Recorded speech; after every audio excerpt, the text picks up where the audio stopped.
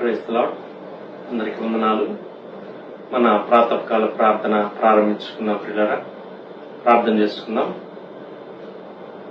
మహాగరుడా, మహోన్నతుడా, కృపగల దేవ, దయగల రక్షక, జీవాధిపతి యేసయ్య, మీకే స్తుతులు స్తోత్రాలు వందనాలు చెల్లించుకుంటున్నాం ప్రభువా. మరొకసారి నాయన మరి తండ్రి, మీ కృప చొప్పున మీ దయలో మమ్మల్ని మీరు జ్ఞాపకం చేసుకున్న విధానం అంతటి కొరకు మీ స్తోత్రాలు వందనాలు చెల్లించుకుంటున్నాం. దేవా మరి తండ్రి, మీ పాదముల యొద్ద మేము చేరడానికి మాకు ఇచ్చినటువంటి ఈ గొప్ప ఆధిక్యత కొరకు మీ స్తోత్రాలు వందనాలు చెల్లించుకుంటున్నాం. దేవా మరొకసారి దీనులుగా, రిక్తులుగా దేవా మమ్మల్ని మేము తగ్గించుకొని దేవా మీ పాద సన్నిధిలో చేరి మీ వైపు చూస్తూ ఉన్నాం. దేవా మరి తండ్రి నాయన, మీ శక్తితో మీ బలంతో మమ్మల్ని నింపమని ప్రార్థన చేస్తున్నాం. నాయన దేవా మీ ఆత్మతో మమ్మల్ని నింపమని ప్రార్థన చేస్తున్నాం. మీ స్తోత్రాలు తండ్రి ప్రభా. అలాగే 91వ కీర్తన మేము చదువుకునే సమయాన్ని మా కొరకు దీవించమని ప్రార్థన చేస్తున్నాం. దేవా అద్భుతంగా మరి తండ్రి నాయన అయా మీ వాక్కు, మీ వాగ్దానం దేవా మరి తండ్రి మా పక్షంగా మీరే నెరవేర్చమని ప్రార్థన చేస్తున్నాం. సమయం అంతటి మా కొరకు దీవించమని మీరే పరిశుద్ధాత్మ రూపంలో దేవా మరి తండ్రి నాయన అయా మాతో ఉండమని దేవా మరి తండ్రి మీ నామంలో ఎక్కడైతే నాయన మీ ప్రజలు చేరి దేవా మరి తండ్రి మీ వాక్యాన్ని వింటున్నారు దేవా మరి తండ్రి ప్రభా, ఆ ప్రతి చోట మీ సన్నిధి ఉంచమని యేసుక్రీస్తు వారి అతి పరిశుద్ధమైన నామంలో స్తుతించి ప్రార్థన చేసి అడిగి వేడుకుంటున్నాం పరలోకపు తండ్రి. ఆమేన్. కీర్తన చదువుకుందాం పిల్లరా.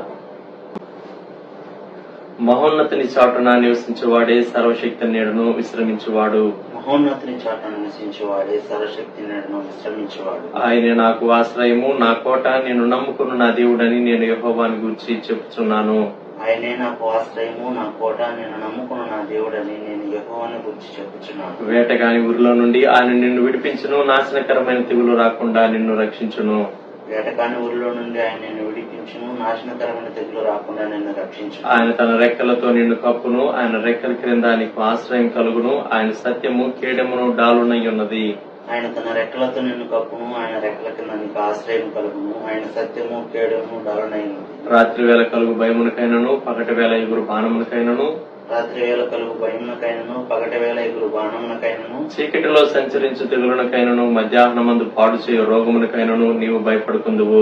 చీకటిలో సంచరించు తెగులకైనను, మధ్యాహ్నం ముందు పాడు చేయు రోగమునకైనను నీవు భయపడకుందు. నీ ప్రక్కన 1000 మంది పడినను, నీ కుడి పక్కన 10,000 మంది కూలినను అపాయం నీ ఎద్దుకు రాదు. నీ ప్రక్కన 1000 మంది పడినను, నీ కుడి పక్కన 10,000 మంది కూలినను అపాయం నీ ఎదుకు రాదు. నీవు కన్నులారా చూచుచుండగా భక్తిహీనులకు ప్రతిఫలం కలుగును. నీవు కన్నులారా చూచుండగా భక్తిహీనులకు ప్రతిఫలం కలుగును. యెహోవా నీవే నా ఆశ్రయము అని నీవు మహోన్నతుడైన దేవుని నీకు నివాస స్థలముగా చేసుకుని ఉన్నావు. యెహోవా నీవే నా ఆశ్రయము అని నీవు మహోన్నతుడైన దేవుని నీకు నివాస స్థలంగా చేసుకుని ఉన్నావు. నీకు అపాయమేమీ రాదు, ఏ తెగులును నీ గుడారము సమీపించదు. నీకు అపాయం ఏమీ రాదు, ఏ తెగులును నీ గుడారం సమీపించదు. నీ మార్గములన్నిటిలో నిన్ను కాపాడుటకు ఆయన నిన్ను గూర్చి తన దూతలకు ఆజ్ఞాపించును. నీ మార్గములన్నింటిలో నిన్ను కాపాడుటకు ఆయన నిన్ను గూర్చి తన దూతలకు ఆజ్ఞాపించును. నీ పాదములకు రాయి తగలకుండా వారు నిన్ను తమ చేతుల మీద ఎత్తి పట్టుకుందరు. నీ పాదములకు రాయి తగలకుండా వారు నిన్ను తమ చేతుల మీద ఎత్తి పట్టుకుందరు. నీవు సింహములను, నాగుపాములను త్రొక్కెదవు, కొదమ సింహములను, భుజంగములను అనగదొక్కెదవు. నీవు సింహములను, నాగుపాములను త్రొక్కెదవు, కొదమ సింహములను, భుజంగములను అనగదొక్కెదవు. అతడు నన్ను ప్రేమించుచున్నాడు గనుక నేను అతని తప్పించదను. అతడు నా నామం ఎరిగిన వాడు గనుక నేను అతని గనపరచెదను. అతడు నన్ను ప్రేమించుచున్నాడు గనుక నేను అతను తప్పించను. అతడు నా నామం ఎరిగిన వాడు గనుక నేను అతను గనపరచెదను. అతడు నాకు మొరపెట్టగా నేను అతనికి ఉత్తరం ఇచ్చేదను. శ్రమలో నేను అతనికి తోడై ఉండేదను. అతని విడిపించి అతని గొప్ప చేసేదను. అతడు నాకు మొరపెట్టగా నేను అతనికి ఉత్తరం ఇచ్చేదను. శ్రమలో నేను అతనికి తోడై ఉండేదను. అతను విడిపించి అతను గొప్ప చేసేదను. దీర్ఘాయువు చేత అతనిని తృప్తిపరచెదను. నా రక్షణ అతనికి చూపించెదను. దీర్ఘాయువు చేత అతను తృప్తిపరచెదను. నా రక్షణ అతనికి చూపించెదను. ఆమేన్. అబ్రహాము యూదులకు, క్రైస్తవులకు, అలాగే ముస్లింస్ కు తాను పితరుడు, మూల పురుషుడు అని మనం ఎరుగుతాం. ముస్లింస్ అబ్రహామును ఇబ్రహీం అని పిలుస్తారు. పాత నిబంధనలోని భక్తులు అబ్రహాం కానివ్వండి, మోషే కానివ్వండి, అలాగే పాత నిబంధనలోని అనేక స్థలాలు ఈ 3 జాతుల వారికి కూడా అవి దర్శనీయమైనటువంటి, సందర్శించేటటువంటి స్థలాలుగా ఉంటూ ఉన్నాయి. అబ్రహాం జీవితంలో నుండి మనం నేర్చుకోదగినటువంటి 10 పాఠాలు ఉన్నాయి కానీ 5 అద్భుతమైనటువంటి పాఠాలను మనం ఈ సమయంలో జ్ఞాపకం చేసుకోవాలని నేను ఆశపడుతున్నాను. ఆదికాండం 12వ అధ్యాయంలో అబ్రహామును దేవుడు పిలిచాడు. ఆదికాండం 12వ అధ్యాయం 1వ వచనం నుండి, నీవు లేచి నీ దేశము నుండి నీ బంధువుల యొద్ద నుండి నీ తండ్రి ఇంటి నుండి బయలుదేరి నేను నీకు చూపించు దేశమునకు వెళ్ళు. మనం దేనికి అలవాటు పడ్డామో, ఏ జీవిత విధానానికి అలవాటు పడ్డామో ఆ జీవిత విధానంలో నుండి భిన్నమైనటువంటి జీవిత విధానం, సెటిల్డ్ లైఫ్ లో నుండి అన్సెటిల్డ్ లైఫ్ లోనికి, రిస్క్ ఫ్రీ జీవితం నుండి రిస్క్ తో కూడినటువంటి జీవితంలోనికి వెళ్ళటానికి ఎవరు ఇష్టపడతారండి? అంతేకాదు, తాను మరీ యవనస్తుడుగా కాదు బయలుదేరింది. క్రింది వచనాల్లో చూస్తే అబ్రాము హారాన్లో నుండి బయలుదేరినప్పుడు 75 ఏండ్ల ఈడు గలవాడని 4వ వచనంలో ఉన్నది. ఈ భాగాలు చదివితే మనకేమనిపిస్తుంది? యవనస్తులుగా ఉంటే రిస్క్ తీసుకోవటానికి ఎవరైనా ఇష్టపడతారు. ఒక మధ్య వయస్సుకు వచ్చిన తరువాత రిస్క్ తీసుకోవటానికి ఎవరూ ఇష్టపడరు. తనతో మాట్లాడినటువంటి దేవుని మెస్పటోమియా ప్రాంతం నుండి తాను నమ్మినవాడుగా, అంగీకరించిన వాడుగా తాను బయలు వెళ్ళాడు. ఇదను మనం నేర్చుకునేటటువంటి లేక చూచేటటువంటి పాఠాల్లో మొట్టమొదటి పాఠం 12వ అధ్యాయం 7వ వచనంలో వ్రాయబడి ఉన్నది.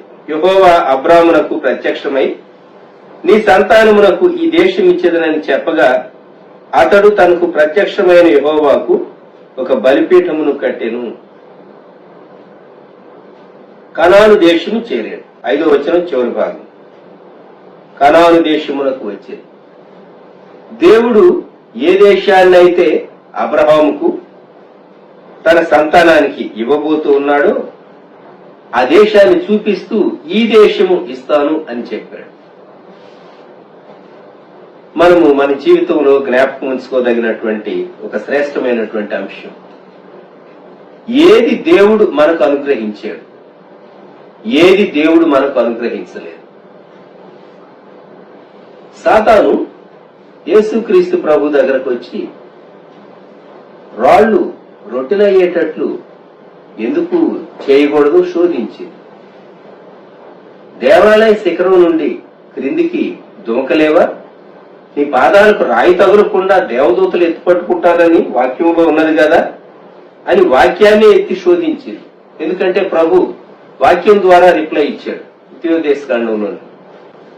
చిట్ట చివరకు లోకరాజ్యముల మహిమంతటిని చూపించి నాకు నమస్కరిస్తే సాగిలపడి ఇవన్నీ నీకు ఇచ్చివేస్తాను అన్నాను.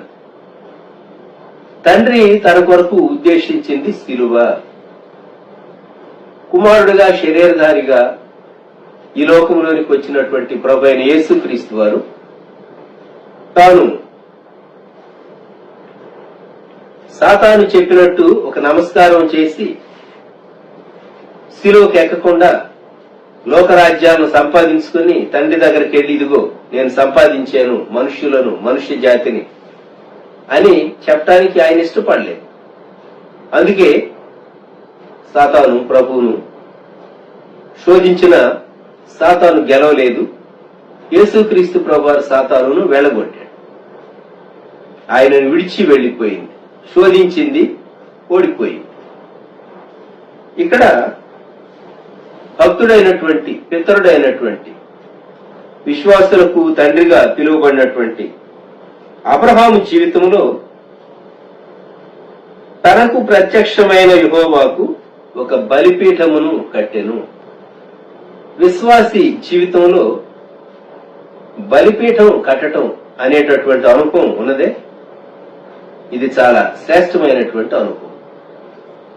ఆదికాండం 8వ అధ్యాయంలో గమనించండి.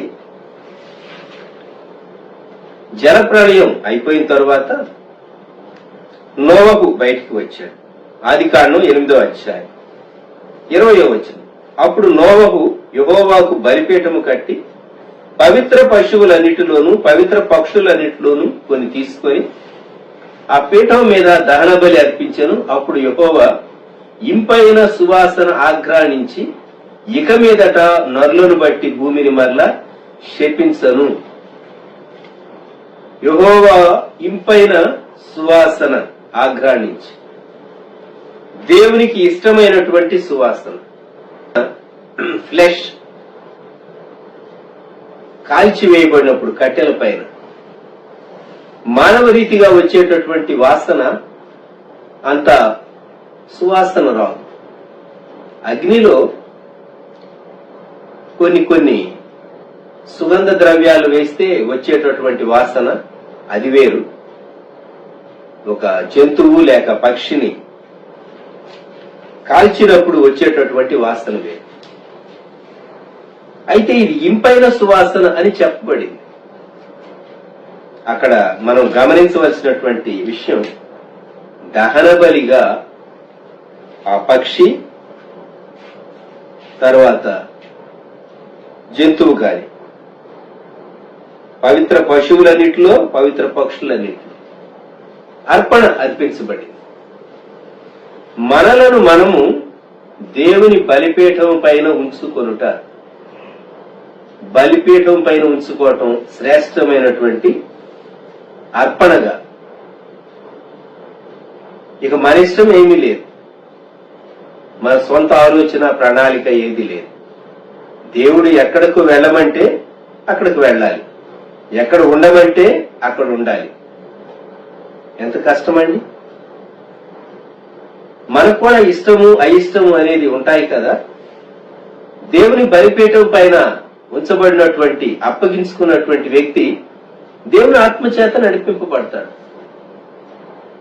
చాలా రిస్కులు ఉంటాయి అక్కడ. అబ్రహాము దేవునికి అలాగూ అప్పగించుకున్నాడు. బలిపీఠం కట్టేటటువంటి అనుభవము మనకు ఇదే జ్ఞాపకం చేస్తుంది.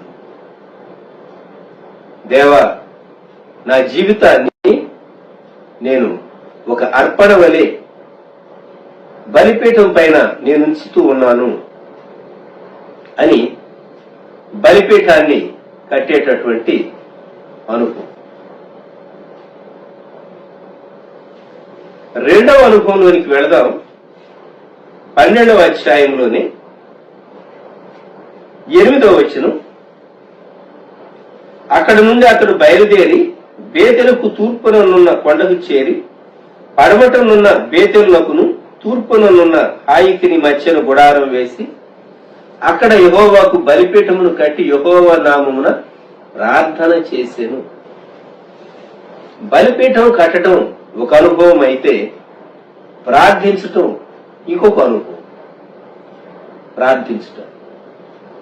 ప్రార్థించుట అంటే కొందరు భక్తులు ఆస్కింగ్ అండ్ రిసీవింగ్ అన్నారు.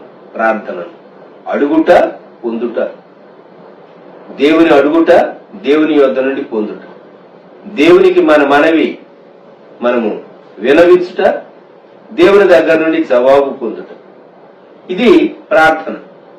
ఆదికాండం 4వ అధ్యాయము 26వ వచనంలో ఎనోషు పుట్టినప్పుడు, ఆదికాండం 4:26 చివరి భాగం, అతనికి ఎనోషు అను పేరు పెట్టెను. అప్పుడు యెహోవా నామమున ప్రార్థన చేయుట ఆరంభమైంది. ఎనోషు పుట్టినప్పుడు ప్రార్థించటం వీరు అభ్యాసం నేర్చుకున్నారు. అబ్రహాము యొక్క పితరులు. ఇప్పుడు అబ్రహాము ప్రార్థన చేయటానికి తాను నేర్చుకున్నాడు. దేవుని సన్నిధానంలో దేవునికి అప్పగించుకుంటున్నాడు. మరలా 13వ అధ్యాయంలో 4వ వచనం ఈ మాట చూస్తాం. తాను మొదట బలిపీఠమును కట్టిన చోట చేరెను, అక్కడ అబ్రాహాము యెహోవా నామమున ప్రార్థన చేశాను. ఈ మధ్యలో ఏం జరిగింది అంటే ఐగుప్తుకు వెళ్లి వచ్చాడు. మన జీవితంలో కొన్ని మార్లు మనం ఊహించినటువంటి పరిస్థితుల్లో నుండి వెళ్ళాలి. కరువును బట్టి అబ్రహాము ఐగుప్తుకు వెళ్ళవలసి వచ్చింది. సమస్య ఎదుర్కొన్నాడు. మొత్తం మీద తిరిగి తాను మొదట బలిపీఠం కట్టినటువంటి స్థలానికి చేరి ప్రార్థన చేయటం ప్రారంభించాడు. ఆదికాండం 12:8 ఆ తర్వాత 13వ అధ్యాయంలో మనం చదువుకున్నటువంటి ఈ వచనంలో 4వ వచనం, మొదట బలిపీఠము కట్టిన చోట చేరెను, అక్కడ అబ్రాహాము యెహోవా నామమున ప్రార్థన చేశాడు. చాలా మంది మనం ఏమనుకుంటామంటే మనం ఎప్పుడూ ప్రార్థన చేస్తూనే ఉన్నాం కదండి. మనం ప్రార్థన చేస్తూనే ఉన్నాం, కానీ ఎలా ప్రార్థించాలో, దేవునికి ఇష్టమైనటువంటి ప్రార్థన ఏదో మనం నేర్చుకున్నామా? మనం మన కోణం నుండే ప్రార్థనను, అంటే మన మనవులన్నీ, మన విన్నపాలన్నీ తీసుకెళ్లి దేవుని సన్నిధిలో పెట్టడం అని మనం అనుకుంటూ ఉంటాం. మీరు యెరూషలేములో సొలొమోను దేవాలయపు మందిర ఆవరణం లేక దేవాలయపు ప్రహరీ దాని పైన కట్టబడినటువంటి గోడ, వెస్టర్న్ వాల్ లేక వెయిలింగ్ వాల్ అంటారు, ఏడ్పుల గోడ, చాలా పెద్ద రాళ్లు ఉంటాయి, చాలా పెద్ద రాళ్లు. అక్కడ చేరి పురుషులకు ఒక విభాగం, స్త్రీలకు ఒక విభాగం ఉంటుంది. లోపల చూస్తే డోమ్ ఆఫ్ ద రాక్, ఎత్తు నుండి చూస్తే కనబడుతూ ఉంటుంది. సొలొమోను దేవాలయం ఉన్నటువంటి స్థలం అది, డోమ్ ఆఫ్ ద రాక్. వీరు ఈ వెయిలింగ్ వాల్ లేక వెస్టర్న్ వాల్, పడమటి గోడ లేక ఏడ్పుల గోడ, ఆ గోడ రాళ్లకు మధ్య సన్నటి ఖాళీలుంటాయి. చాలా మంది వారి మనవి పేపర్ల మీద వ్రాసి వాటిల్లో వాళ్ళు పుష్ చేస్తూ ఉంటారు. చాలా మంది అనేక దేశాల నుండి వెళ్లిన వారు, యూదులు సహా. వారి ఉద్దేశం దేవుని సన్నిధిలోనికి నా పిటిషన్, నా మనవి, నా వినతి నేను అప్పగించుకుంటూ ఉన్నాను, దేవుడు నాకు సహాయం చేస్తాడు అనే భావనతో టూరిస్ట్ వారు ఆ పని చేస్తూ ఉంటారు. ఇక్కడ అబ్రహాము దేవునికి ప్రార్థన చేస్తూ ఉన్నాడు. బహుశా తాను ఐగుప్తు అనుభవం తర్వాత ప్రార్థనలో బాగా రాటుదేలి ఉంటాడు. దేవా, నేను నా జీవితంలో మరలా ఇటువంటి పొరపాటు, తప్పిదము చేయకుండా నన్ను బలపరచు అని దేవునికి చాలా చక్కగా అప్పగించుకుని ఉండుంటాడు. 13వ అధ్యాయములో తాను మొదట బలిపీఠము కట్టినటువంటి చోటకు చేరి ప్రార్థన చేసిన ప్రార్థన నీ మనవి దేవునికి చెప్పటం మాత్రమే కాదు గాని, నీవు ఇక ముందుకు వేయబోయేటటువంటి ప్రతి అడుగు దేవుని అధీనం క్రింద ఉండి నీవు ఎలాగో వేస్తావో నీవు దేవునికి అప్పగించుకోవటం కూడాను ప్రార్థనలో చాలా ప్రాముఖ్యమైనదిగా ఉంటుంది. అబ్రహాం జీవితంలో 3వ అంశము 13వ అధ్యాయములో ఆ క్రింద 7వ వచనం, అబ్రాము పశువుల కాపర్లకును లోతు పశువుల కాపర్లకును కలహము పుట్టెను. దేవుడు అబ్రామును పిలిచాడు, లోతును పిలువలేదు.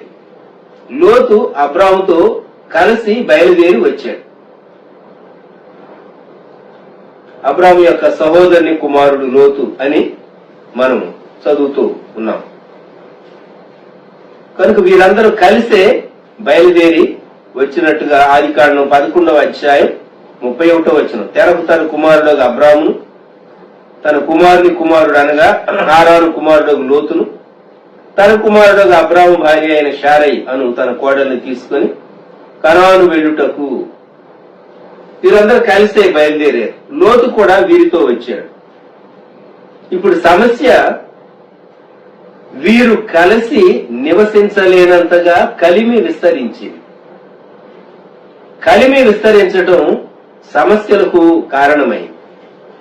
కొన్ని మార్లు మన ఉద్యోగాలు, మన ప్రమోషన్స్, కొన్నిసార్లు మనకున్నటువంటి ఆస్తులు, కొన్నిసార్లు మనకున్నటువంటి అనేక బాధ్యతలు సమస్యలకు కారణం అవుతూ ఉన్నాయా ఆలోచించుకోవాలి.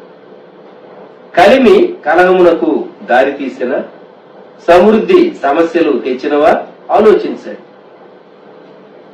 ఒక విశ్వాసిగా అబ్రహాం ఏది చేశాడో మనము అది చేయబద్ధులంగా ఉంటూ ఉన్నాం. అబ్రహాం ఏం చేశాడు అంటే 13వ అధ్యాయం ఆదికాండం 8వ వచనంలో క్రింది భాగం, మనం బంధువులము గనుక నాకు నీకును నా పశువుల కాపర్లకును నీ పశువుల కాపర్లకును కలహం ఉండకూడదు. లోతుకు ఛాయిస్ ఇచ్చాడు. ఇదిగో ఈ దేశం నీ ముందున్నది, నువ్వు ఎడమ తట్టు పెడితే నేను కుడి తట్టు, నువ్వు కుడి తట్టు వెళితే నేను ఎడమ తట్టు అని ఛాయిస్ చిన్నవాడైనటువంటి లోతుకు ఫస్ట్ ఛాయిస్ ఇచ్చాడు. కలహము లేక వివాదాన్ని దాన్ని అంత మటుకు కట్ చేయటానికి, విడిచిపెట్టడానికి తాను ఒక చక్కని ఆలోచన కలిగి ఉంటూ ఉన్నాడు. మనం మన జీవితంలో చాలా మార్లు మన సమస్యలు ఎక్కువ కాకుండా ఉండాలి అంటే, కాంప్లికేట్ కాకుండా ఉండాలి అంటే, లేక మన జీవితంలో సంతోషం ఆవిరి అయిపోకుండా ఉండాలి అంటే మనము వివాదం అధికం కాకమునిపే దానిని విడిచిపెట్టడం, లేక మనం నష్టపోయినా సరే అవతలి వారికి క్షేమం కలుగుతుంది లేక అవతలి వారు లాభం పొందుతారు అనుకుంటే మనము కాముగా ఉండటం. అబ్రహాము చాలా చక్కని మాదిరిని చూపించాడు. బయలుదేరి వచ్చిన వాడిని నేను, నన్ను బట్టి దేవుడు దీవించాడు నిన్ను, నన్ను బట్టి దీవించబడినటువంటి నీవు నాకంటే శ్రేష్టమైన భాగాన్ని ఎలాగూ ఎన్నుకోగలవు? మొట్టమొదట నేనే ఎంచుకుంటాను, మొదట నేనే చూజ్ చేసుకుంటాను అని అనలేదు.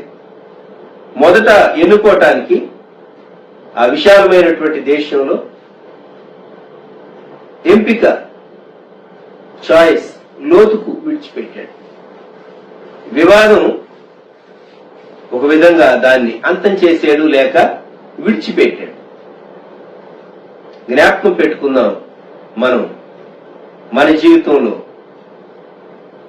దేవుడు మనల్ని పిలిచి నడిపించి దీవించి మనలను బట్టి ఇతరులు దీవించబడినప్పుడు ఆ దీవించబడిన వారే మనకు సమస్యలకు కారణమవుతూ ఉంటారు. లోతు అబ్రహాముకు సమస్య అయినట్టు, లోతు కాపర్లకు అబ్రహాం పశువుల కాపర్లకు సమస్యలు వచ్చినట్టు అబ్రహాము చేసినటువంటి నిర్ణయం మనము చేయబద్ధులంగా ఉంటూ ఉన్నాం. ఆదికాండం 14వ అధ్యాయంలో 4 రాజులు 5 రాజులతో యుద్ధం చేశారు. చెప్పాలి అంటే సొదొమ రాజు తనతో ఉన్నటువంటి వారు, షీనారు రాజు తనతో ఉన్నటువంటి వారితో యుద్ధం జరిగింది. లోతు సొదొమ ప్రాంతాల్లో ఉన్నాడు గనుక లోతు యొక్క ఆస్తిని అలాగే కుటుంబాన్ని, స్త్రీలను పిల్లలను అంతటినీ పట్టుకుని వెళ్లారు. అబ్రహాముకు కబురు వచ్చింది.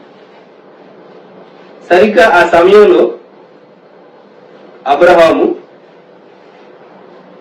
మమ్రే అను అమోరీయుని ఏలోరు వనములో కాపురముండెను.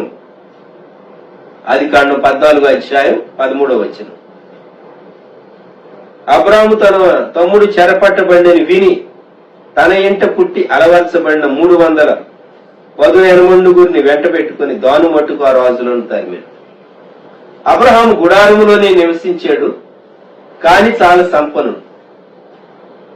అబ్రహాం వారియర్ కాదు, కానీ అవసరమైనప్పుడు యుద్ధం చేయటానికి సామర్థ్యాన్ని అబ్రహాము యొక్క ఇంట పుట్టినటువంటి దాసులకు దేవుడు అనుగ్రహించాడు.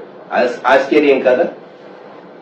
సుశిక్షితులైనటువంటి సైనికులతో యుద్ధం చేయటం, అబ్రహాము యొక్క ఇంట పనిచేసేటటువంటి అబ్రహాము మందలు, అబ్రహాము యొక్క ఆస్తిని చూచేటటువంటి ఈ సేవకులకు, పురుషులకు అంత యుద్ధ నైపుణ్యం ఉండటం అనేది కొంచెం అసాధారణం అని అనిపిస్తుంది.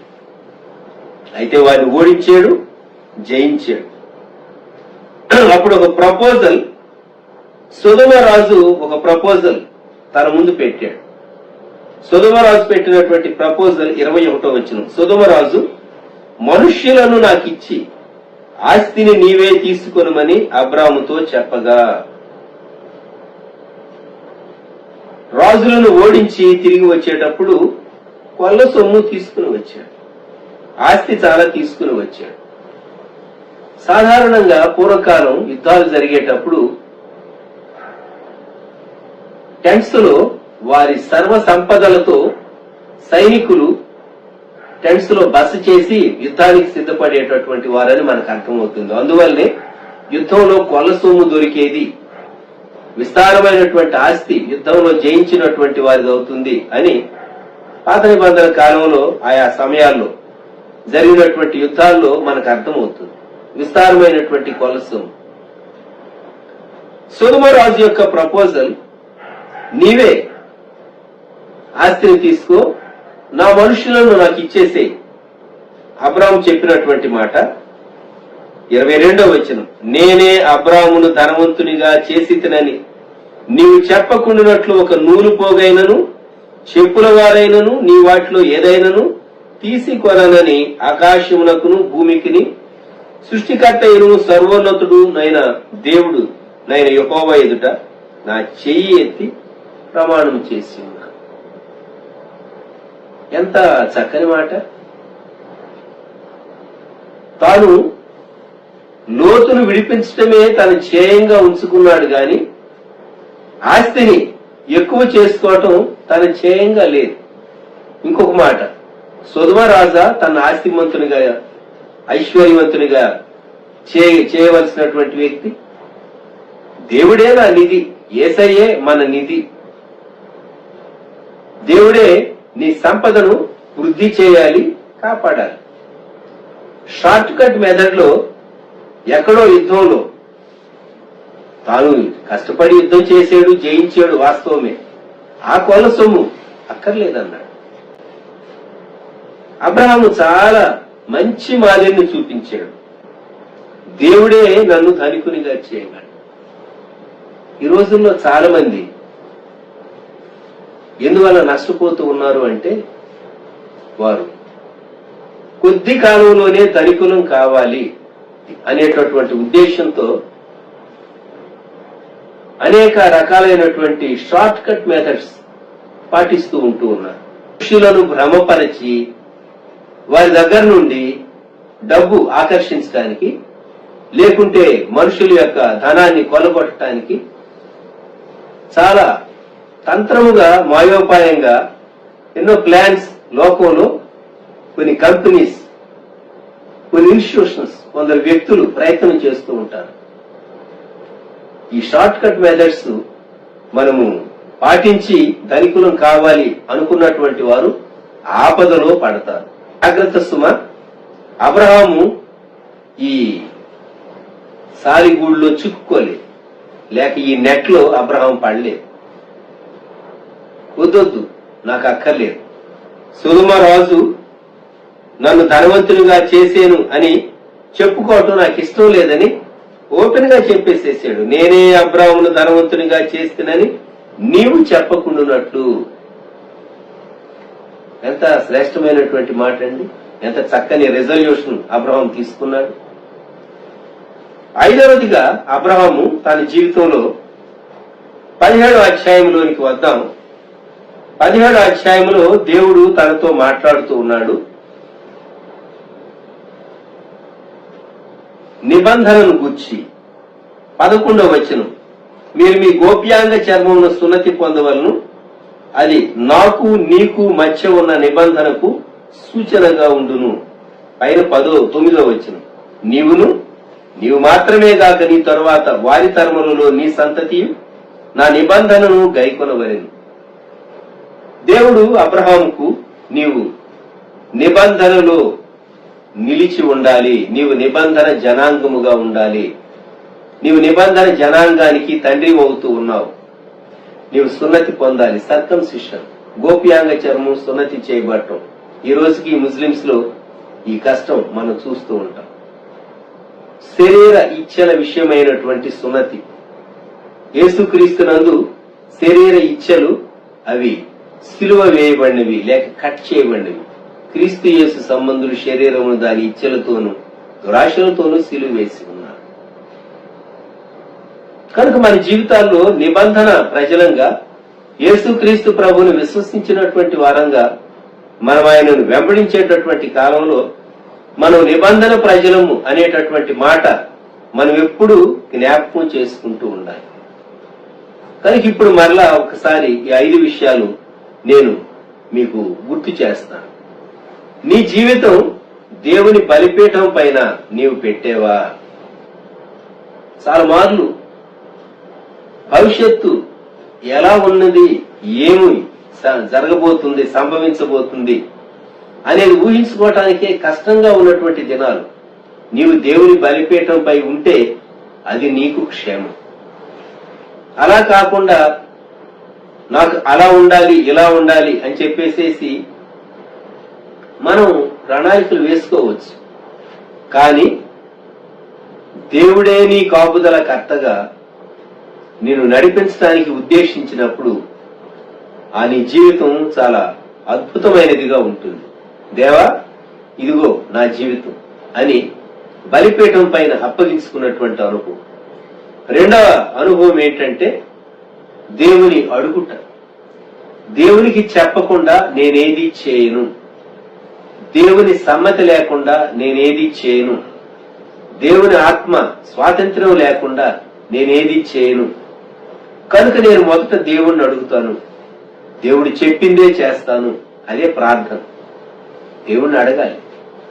దేవుణ్ణి అడిగి దేవుడు చేయమని ఆత్మలో స్వాతంత్ర్యం ఇచ్చినప్పుడు, నడిపించినప్పుడు అప్పుడు నెక్స్ట్ మనం దాన్ని చేస్తాం. అబ్రహాము ప్రార్థించేటటువంటి అనుభవాన్ని కలిగి ఉన్నాడు.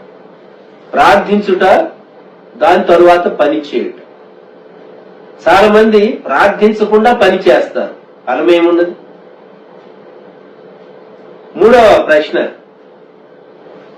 కలహము, భేదాన్ని గూర్చి మనము జ్ఞాపకం చేసుకుంటే కొన్ని మార్లు సమస్యలు వస్తాయి. ఆ సమస్యలను సరైన రీతిగా పరిష్కరించుకోవటం అనేది విశ్వాసిగా అబ్రహాము చూపించినటువంటి గొప్ప మాదిరి. సమస్య వచ్చింది అబ్రహాముకు సహా. లేనందువల్ల వచ్చిన సమస్య కాదు, సమృద్ధి కలిగినందువలన వచ్చే సమస్య. ఎంత విచారకరమండి. సమృద్ధి కలిగినందువల్ల సమస్య వచ్చింది. కొన్ని పెద్ద కుటుంబాల్లో ఆస్తి పంపకాల దగ్గర, ఇండియా దేశంలో సంపన్నమైనటువంటి కుటుంబాల్లో కొన్ని కుటుంబాలు రక్త సంబంధికులే ఆస్తి పంపకాల విషయాల్లో వారి గూర్చి కొన్ని దినాలు పేపర్లో చదవవలసి వచ్చింది. ఆస్తి వేల కోట్ల రూపాయలు పంచుకోవటంలో వారికి చాలా సమస్యలు వచ్చింది. అది లోకస్తుల పద్ధతి, దేవుని బిడ్డల పద్ధతి. కలహము, భేదము, దానిని మొదట్లోనే వివాదాన్ని త్రుంచివేయటం. మనం నష్టపోయినా సరే ఆ వివాదం అధికం కాకుండా దానిని ఆపివేయటం. నాలుగవది, ఆస్తిని వృద్ధి చేసుకోవటం ఎట్లు? ఇక్కడ పరలోకం కొరకు కూర్చుకుంటున్నానా, భూ సంబంధంగా నేను ఆస్తిని వృద్ధి చేసుకుంటున్నానా అని ప్రశ్న వేసుకుంటే, పరలోకం కొరకు కూర్చుకోవడం వల్ల ఆశించేటటువంటి వారు భూ సంబంధంగా ఆస్తి విస్తరించడానికి గురించి షార్ట్ కట్ మెథడ్స్ ఎన్నడూ పాటించరు. జ్ఞాపకం పెట్టుకోండి. చాలా మార్లు ఆస్తిని వృద్ధి చేసుకోవటానికి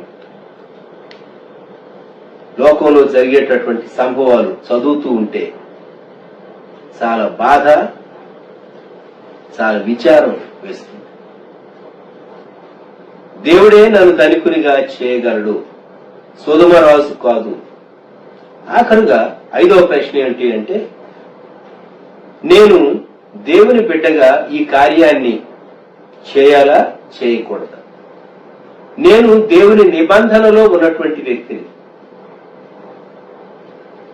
కొన్ని మార్లు మనం ఒక పరిస్థితిలో మనం చేసేటటువంటి ఒక నిర్ణయం లోకమంతా గమనిస్తూ ఉంటారు, సంఘములోని వారు గమనిస్తూ ఉంటారు.